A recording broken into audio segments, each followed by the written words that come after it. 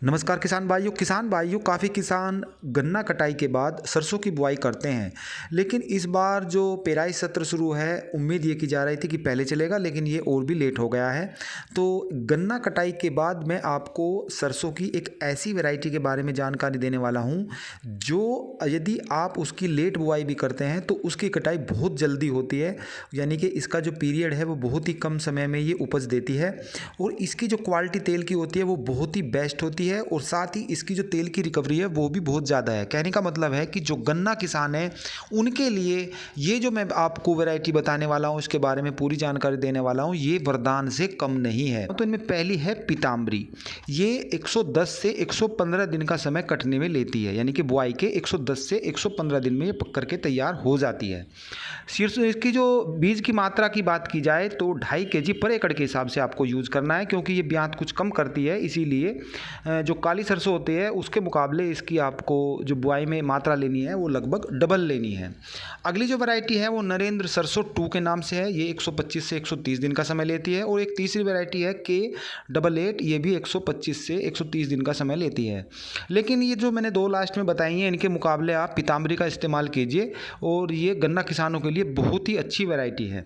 साथ ही साथ आपने देखा होगा कि तेल की जो कीमतें हैं वो भी आसमान छू रही हैं, तो उसमें भी किसान भाई आराम से इसकी बुआई कर सकते हैं। और फिर जो आप गन्ना लगाते हो, अगेते बुआई करते हो, तो उसमें इसका कोई फर्क नहीं पड़ेगा। और जैसे कि लेट सीजन चल रहा है तो इसकी आप लेट भी बुआई कर सकते हैं।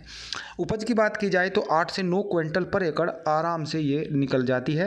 और इसकी रिकवरी की बात की जाए तो 42 से 45% तेल इसमें से वास्तव में ही निकल जाता है, यानी कि काली सरसों के मुकाबले कहीं ज़्यादा इसमें तेल निकलता है।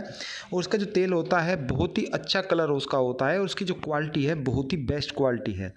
इसकी चीज़ आप एक ध्यान रखें कि जो मशीन से इसकी जो बाद में पक करके तैयार जो होती है, कुछ किसान भाई मशीन से जो गेहूँ निकालने वाली मशीन होती है उसी में इसको निकलवा लेते हैं, तो इससे इसको जो दाने होते हैं वे उड़ जाते हैं। इससे रिकवरी आपकी घट जाती है, यानी कि जो उपज है उस पर बुरा प्रभाव पड़ता है।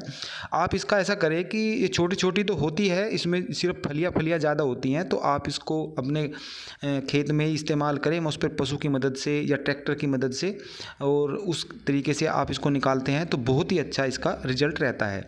अब मैं यदि बात करूं इसकी बुआई के समय आपको किन उर्वरकों का प्रयोग करना है, तो यहाँ पर मैं आपको 3 डोज बता रहा हूँ। उनमें पहली है 50 kg DAP, 25 kg nitrogen, 25 kg potash और 5 kg सल्फर अवश्य इस्तेमाल करें, क्योंकि इससे तेल की रिकवरी ज़्यादा बढ़ती है। आप सरसों कोई भी वैरायटी लगाएं उसमें सल्फर का प्रयोग ज़रूर करें। दूसरी है 50 kg NPK ले लीजिए, उसके अलावा 5 kg सल्फर ले लीजिए। 80% WDG वाला जो पाउडर वाला होता है वो अच्छा होता है, बजाय जो एक दानेदार आता है उसके मुकाबले आप सल्फर को जो पाउडर वाला होता है उसे इस्तेमाल करें, तो इसका रिजल्ट काफ़ी अच्छा होता है। NPK में नाइट्रोजन भी आ जाती है, फास्फोरस भी और पोटास भी, तो इसीलिए पोटास को अलग से देने की आपको ज़रूरत नहीं है, और न ही नाइट्रोजन को देने की ज़रूरत है। तीसरी डोज है यदि आप SSP का इस्तेमाल कर लेना चाहते हैं, यानी कि सिंगल सुपर फास्फेट, तो इसमें आपको 150 kg SSP लेना है, 25 kg पोटास लेना है और 3 kg सल्फर लेना है। सल्फर की मात्रा में इसीलिए कम कह रहा हूँ क्योंकि जो सिंगल सुपर फास्फेट होता है उसमें सल्फर भी होता है, और 25 kg नाइट्रोजन, क्योंकि SSP में नाइट्रोजन नहीं होती है। तो इन तीनों डोज़ों में से आप कोई सी भी डोज इस्तेमाल कर सकते हैं। बुआई के समय आप इसको इस्तेमाल करें। बुआई का इसका सीधा साधा फार्मूला ये है कि आप खेत को तैयार कर दीजिए, पाटा लगा दीजिए, और जब आप अंतिम जुताई करें उससे पहले बीज डाल दीजिए, और ये सब कुछ खाद डाल दीजिए, और फिर हल्की जुताई बीज डालने के बाद कर दीजिए, और पाटा भी उसमें साथ ही लगा दीजिए, तो अच्छा इसकी जमाव होता है। किसान भाइयों, आप इन चीज़ का ध्यान रखें। जो मैंने वैरायटी बताई है ये आपके लिए बहुत ही फायदेमंद है। फिर मिलते हैं, तब तक के लिए नमस्कार।